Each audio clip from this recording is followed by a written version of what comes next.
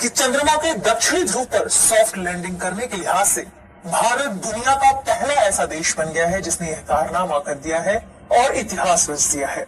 आइए जानते हैं चंद्रयान 3 के परिप्रेक्ष्य में कि इन खास बिंदु क्या हैं जिन्हें जानना हमारे लिए जरूरी है। कौन कौन सा महत्वपूर्ण चरण है जिन्हें गुजर कर या जिन्हें क्रॉस करके चंद्रयान 3 पहुंचा है चंद्रमा की सतह पर।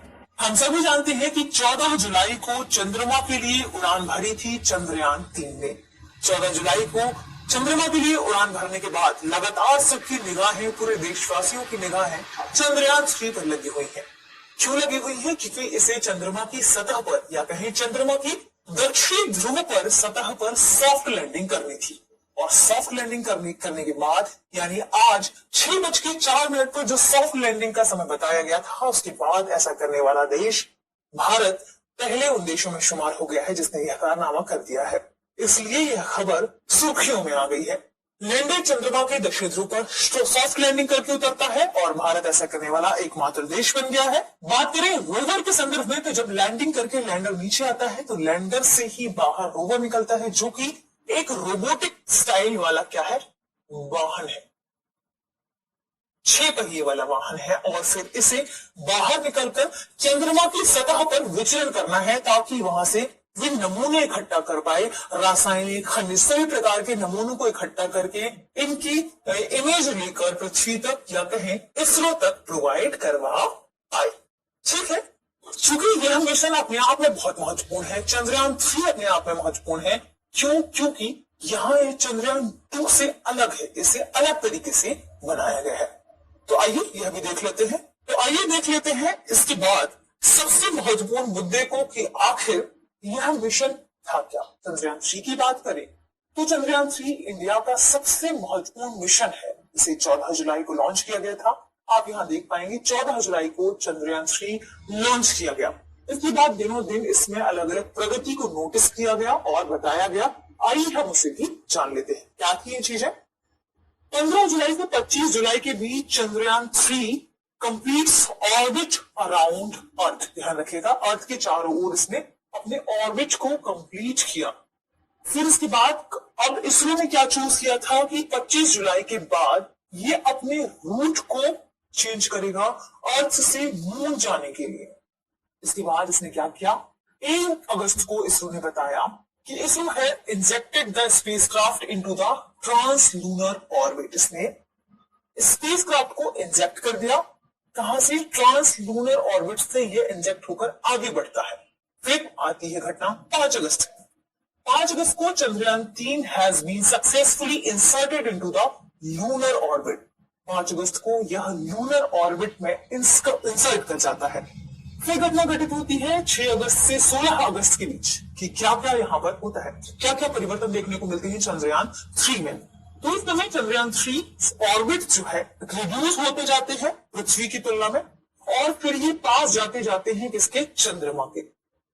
ठीक है, और इस समय यह लगभग 170 किलोमीटर इंटू 4313 से कम होकर मून के करीब पहुंच जाते हैं, रिड्यूस करके 153 किलोमीटर इंटू 163 किलोमीटर, यानी ये चंद्रमा के अधिक नजदीक पहुंच गए। देखिए ये रिड्यूस करते हुए यहां तक अधिक नजदीक पहुंच गया। अब स्थिति आती है 17 अगस्त की। 17 अगस्त में क्या होता है? Separation of the lander module from the propulsion module. ध्यान रखिएगा, यहां पर लैंडर मॉड्यूल का प्रोपल्सन मॉड्यूल से सेपरेशन होता है। प्रोपल्सन मॉड्यूल को कुछ अधिक, ध्यान रखिएगा, किसके साथ? फ्यूल के साथ भरकर भेजा गया था ताकि यहां इस स्थिति तक इसे पहुंचा पाए, लैंडर को पहुंचा पाए। इसके बाद आती है लैंडर की बात। तो लैंडर है 4 पेलोड, यानी लैंडर में 4 पेलोड लगाए गए हैं। ध्यान रखिएगा, ये पेलोड ही एकत्र करेंगे वहां पर अलग अलग तरीके से नमूने को। बात करें इसमें एक रोवर भी है। आखिर रोवर क्या है? यदि हम रोवर की बात करते हैं तो यह 6 व्हील वाला एक रोबोटिक व्हीकल है। इसकी आप इमेज देख सकते हैं ऐसे 6 चक्कों वाला एक रोबोटिक व्हीकल है जो चंद्रमा की सतह पर विचरण करेगा और उसके आसपास की जो जो स्थितियां हैं उन्हें नोटिस करेगा और उसकी इमेज, उसके बारे में जानकारियां इसरो तक पहुंचाएगा। अब बात कर लेते हैं कि इसे किसके जरिए भेजा गया था, यानी चंद्रयान 3 को के लिए किस यान का इस्तेमाल किया गया था, स्पेसक्राफ्ट का इस्तेमाल किया गया था। तो इसमें देखिए, ध्यान रखिएगा, LVM-3M4 व्हीकल का इसके लिए इस्तेमाल किया गया था, जिसकी हाइट लगभग 43.5 मीटर थी। बाधा पर उतरना था और रोवर को बाहर निकलकर चंद्रमा की सतह पर विचरण करना था, और यही था वह दिन जिसके लिए चंद्रयान 3 को लॉन्च किया गया था। ठीक है, अब आइए देखते हैं हमारे कुछ और खास बिंदुओं को, जैसे सॉफ्ट लैंडिंग क्यों महत्वपूर्ण है और आखिर यह है क्या। चंद्रयान 3 के मिशन या उस उद्देश्य की बात करें कि इसमें कौन कौन से मुख्य उद्देश्य शामिल थे, तो इस मिशन के तहत चंद्रमा की सतह पर सुरक्षित और नरम लैंडिंग करवाना और इसका प्रदर्शन करना शामिल था। इसके साथ साथ चंद्रमा पर रोवर को पहुंचाना और इसे चंद्रमा की सतह पर विचरण कराना इसके तहत शामिल था, यानी इसके उद्देश्यों में शामिल था। और इन सीटू वैज्ञानिक प्रयोगों का संचालन करना। इन सीटू वैज्ञानिक प्रयोग क्या है? ये वे प्रयोग है जो चंद्रमा के उस स्थान पर जाकर ही या उस स्थान पर ही करने की बात की जाती है। ऐसे ही वैज्ञानिक प्रयोगों को कहा गया है क्या?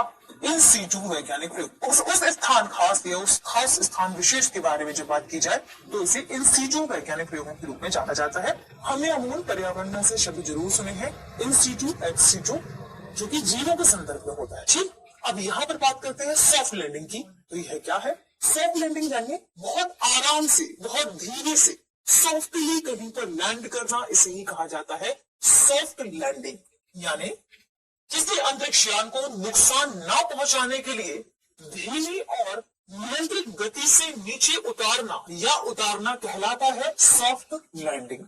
अंतरिक्ष यान की तकनीकी क्षमताओं का इससे प्रदर्शन होता है। यानी यदि कोई देश इस तरीके के स्थान या कहीं कुछ विषम परिस्थितियां हैं, कुछ विषम स्थान है, बहुत अधिक गड्ढे हैं या वहां पर बहुत कम टेम्परेचर है, तो ऐसी स्थिति में यदि वहां पर किसी यान की सॉफ्ट लैंडिंग कराई जाए तो वह अपने आप में बड़ी बात मानी जाती है। अंतरिक्ष की दुनिया में अंतरिक्ष यान की तकनीकी क्षमताओं के रूप में इसे देखा जाता है।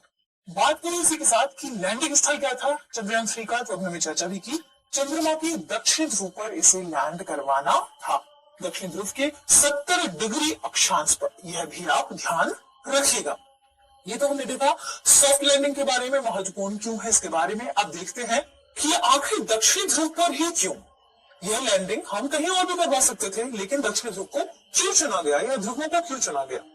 यदि हम बात करें चंद्रमा के अन्य क्षेत्रों में लैंडिंग के बारे में, तो अभी तक जितने भी अंतरिक्ष यान चंद्रमा पर गए हैं वे सभी भूमध्य रेखा के पास उतरे हैं। ध्यान रखिएगा, सभी भूमध्य रेखा के पास इसलिए उतरे हैं क्योंकि यहाँ पर उतरना या लैंडिंग करवाना काफी आसान और सुरक्षित माना गया है, क्योंकि यहाँ पर यह क्षेत्र ऐसा है जहाँ पर सूर्य का प्रकाश मिलता रहता है। तो अब हमारे उस उपकरण में जितने भी सौर संचालित उपकरण लगाते हैं, इससे सूर्य का प्रकाश मिलने की वजह से उन्हें एनर्जी या ऊर्जा मिलती रहती है और वे लगातार संचालित होते रहते हैं। ऐसे में उपकरणों के लंबे और निरंतर संचालन के लिए क्षेत्र और तापमान इस क्षेत्र में अधिक अनुकूल प्राप्त हो जाता है। हमने भी चर्चा भी की कि यहाँ सूर्य का प्रकाश भी मौजूद होता है, इस वजह से आसान होता है भूमध्य रेखा के पास उतरना। यहाँ मुश्किल हो जाता है ध्रुवों के पास उतरना, क्योंकि ध्रुवों की जो स्थितियां हैं वे भूमध्य रेखा की तुलना में अधिक विषम पाई गई हैं, अधिक विषम देखी गई हैं। चंद्रमा के ध्रुवीय क्षेत्र अलग अलग होते हैं और अलग अलग तरीके से प्रदर्शित करते हैं। इसके अलावा चंद्रमा के ध्रुवीय क्षेत्र में कई ऐसे क्षेत्र हैं जहां पर सूर्य का प्रकाश नहीं पहुंच पाता, लगभग अंधेरे जैसी स्थिति बनी हुई होती है। इसके साथ ही वहां तापमान 223 डिग्री सेल्सियस से भी नीचे पाया जाता है और यहाँ उपकरणों के संचालन में भी कठिनाई होती है। तो जब कोई देश ऐसा कर लेता है तो यह उस देश के अंतरिक्ष की क्षमता में या अंतरिक्ष के क्षेत्र में बेहतर क्षमता के रूप में इसे जाना जाता है। उपकरणों के संचालन में कठिनाई उत्पन्न होती है और हर जगह बड़े बड़े गड्ढे होते हैं, इसलिए मैक्सिमम यहाँ पर देखा जाता है कि ध्रुवीय क्षेत्रों में लैंडिंग नहीं होती और ध्रुवीय क्षेत्र अज्ञात रह जाते हैं। तो ध्रुवीय क्षेत्रों के जरिए जब कोई देश ऐसा करता है तो वहां पर बहुत अधिक ठंडी स्थिति होती है, तो इस क्षेत्र में रिसर्च करना अधिक कठिन है। ऐसा करने के लिए ही कई देश प्रयास करते हैं ताकि वहां पर नई नई खोज हमें प्राप्त हो सके। ठीक, यानी अत्यधिक ठंडे तापमान में जो भी वस्तुएं फंसी है, कई हजार सालों से यदि वहां पर कोई वस्तुएं फंसी है तो फ्रोजन स्थिति में है। जब हम वहां पर जाते हैं, अपनी वैज्ञानिक परीक्षण करते हैं, यानी लैंडिंग सफल होती है, वैज्ञानिक परीक्षण करेंगे तो हमें नई नई जानकारियां प्राप्त होंगी, इसलिए देश चाहते हैं दक्षिण ध्रुव में जाना, और इसलिए हमने प्रयास किया चंद्रमा के दक्षिण ध्रुव पर जाने की और इस पर लैंडिंग करने की। ठीक, चर्चा हमने की कि फ्रोजन स्थिति में है। फ्रोजन स्थिति के बाद क्या होता है वहां पर, क्योंकि कई हजार सालों से वहां पर वस्तुएं या चीजें दबी हुई हैं, तो ऐसे में ध्रुवों की चट्टानें और मिट्टी क्या करती हैं, प्रारंभिक सौर मंडल के बारे में हमें सुराग प्रदान कर सकती है। इसलिए हमने दक्षिणी ध्रुव को चुना है और उस स्थान को चुना है जहां पर चीजें फ्रोजन है या जमी हुई है, ताकि उनके जो अवशेष है वो हमें बेहतर सुराग प्रदान कर पाए। चंद्रयान 2 ने भी 2019 में क्षेत्र में उतरने की योजना बनाई थी और तय किया था, लेकिन किसी कारणवश या तकनीकी विफलता की वजह से वहां पर यह लैंड नहीं कर पाया था, यानी इसकी सॉफ्ट लैंडिंग नहीं हो पाई थी। कहां पर यह फेल हुआ था इसे हम जानेंगे लास्ट वाली स्लाइड में। सबसे पहले हम देख लेते हैं चंद्रयान 2 और चंद्रयान 3 में क्या अंतर है, यानी चंद्रयान 3 को 2 से कैसे अपडेट करके बनाया गया था। बात करें चंद्रयान 2 की, तो चंद्रयान 2 में सॉफ्टवेयर और हार्डवेयर दोनों लेवल पर समस्याएं देखी गई थी। चंद्रयान 2 को सफलता आधारित डिजाइन किया गया था, यानी सक्सेस बेस्ड डिजाइन किया गया था, लेकिन चंद्रयान 3 को फेल्यूर बेस्ड डिजाइन किया गया है। अब यहाँ पर फेल्यूर बेस्ड डिजाइन क्या है, फेल्यूर बेस्ड डिजाइन की बात करें तो चंद्रयान 3 को ऐसे डिजाइन किया गया है कि यदि किसी चरण में यह फेल होता है, किसी भी तरीके की इसमें अड़चन पैदा होती है, कोई कठिनाई हमें नजर आती है, तो उस कठिनाई को हम कैसे सॉल्व करेंगे। तो इसी तरीके से डिजाइन किया गया था। इस चरण में ये कठिनाई आएगी तो इसे कैसे डील कर सकते हैं, अगले चरण में यदि ये कठिनाई आती है तो इसे कैसे डील कर सकते हैं, और इसी तरीके को, इसी पैटर्न को कहा जाता है फेल्यूर बेस्ड डिजाइन। जबकि चंद्रयान 2 में ऐसा नहीं था, ये सोचकर डिजाइन कर दिया गया था कि ये सक्सेसफुल ही होगा, लेकिन इस बार इन सभी समस्याओं को कम करके चंद्रयान 3 को डिजाइन किया गया था।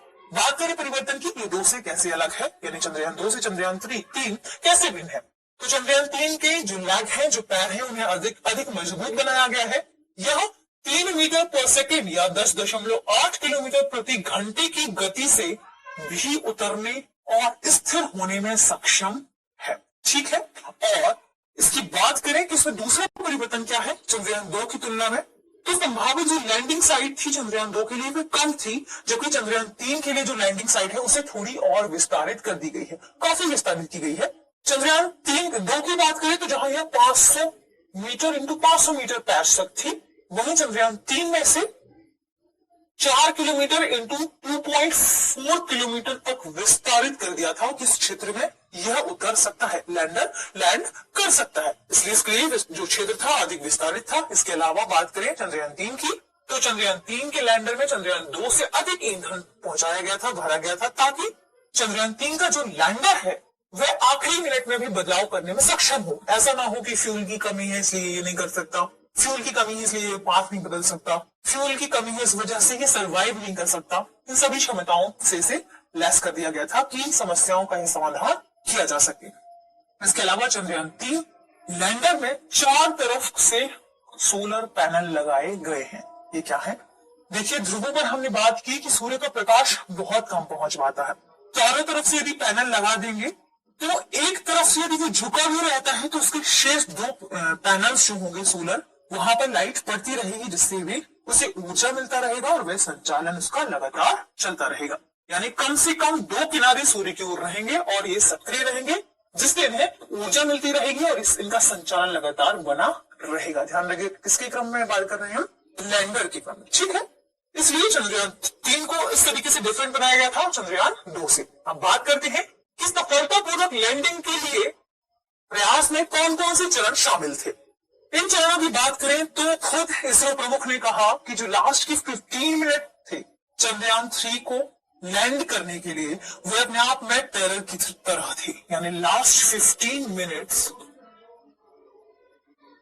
और टेरर, उन्होंने खुद कहा, क्योंकि उन सभी के अंदर भी तो यह बात होगी कि भाई हमने इतनी मेहनत करके इसे तैयार किया है, क्या होगा क्या होगा, और वही 15 मिनट ही अलग अलग चरण में फिर पहुंचना था उसे एक खास स्थिति में, इतने सेकंड के अंदर उसे अपना स्थिति या गति को कम करनी थी, फिर खास इतनी ऊंचाई पर उसे इतने सेकंड में अपनी पोजीशन को चेंज करना है, क्योंकि अभी तक हम देख रहे हैं कि जो चंद्रमा है मान लीजिए यहाँ पर, और इस पूरे क्षेत्र में ऐसे क्षैतिज मूव कर रहा है चंद्रयान-3।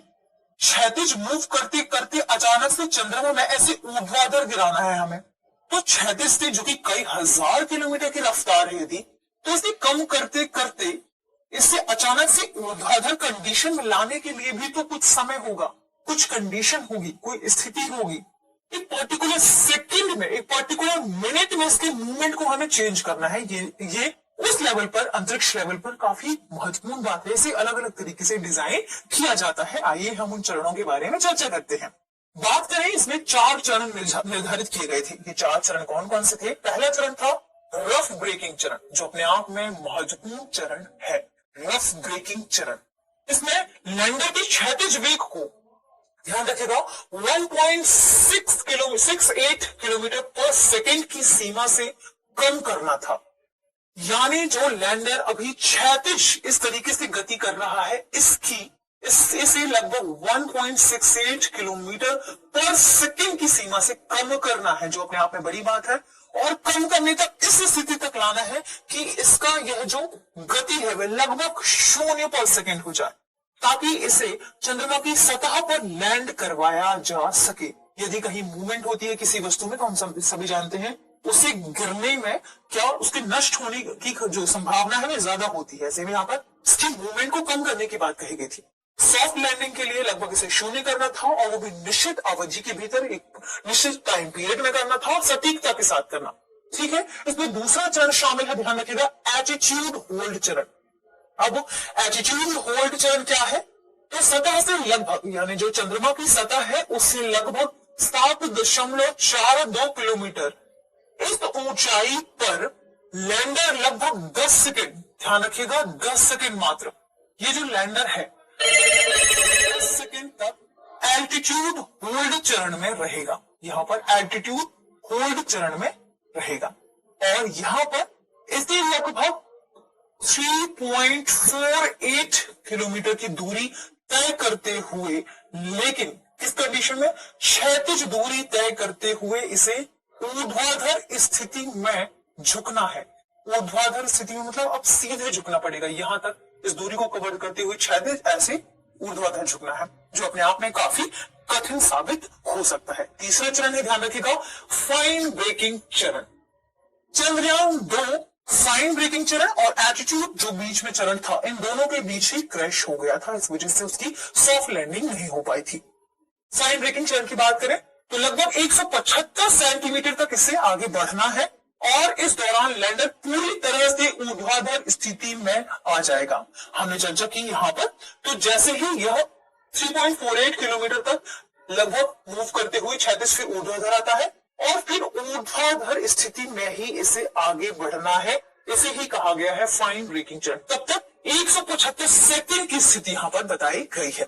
इसमें लैंडर लैंडिंग स्थल तक अंतिम 28.52 किलोमीटर की दूरी कवर करेगा। इसकी यहां पर दूरी पर रहेगा, लगभग 28.52 किलोमीटर की दूरी पर रहेगा, और यह ऊंचाई की यदि बात करें तो लगभग 800 से 1000 मीटर क्या होगी, है कम हो जाएगी, ठीक दूरी, और 0 मीटर सेकेंड की नाममात्र गति तक यहां पहुंच जाएगा। 0 मीटर पर सेकेंड नाममात्र गति तक पहुंचने के बाद लैंडर यहां चंद्रमा की सतह पर क्या करेगा, लैंड करेगा। इस तरीके से इसके चरण को बनाया गया था। अंतिम चरण आता है टर्मिनल डिसेंट चरण। इसमें क्या है, इसे अंतिम चरण के तौर पर जाना जाता है, जब अंतरिक्ष यान को सतह पर पूरी तरह से लंबवत उतरना है। इस चरण को कहा गया है टर्मिनल डिसेंट, और इस चरण के बाद कुछ समय के बाद फिर रोवर बाहर निकल कर आएगा, और रोवर फिर चंद्रमा की सतह पर विचरण करेगा। इस तरीके से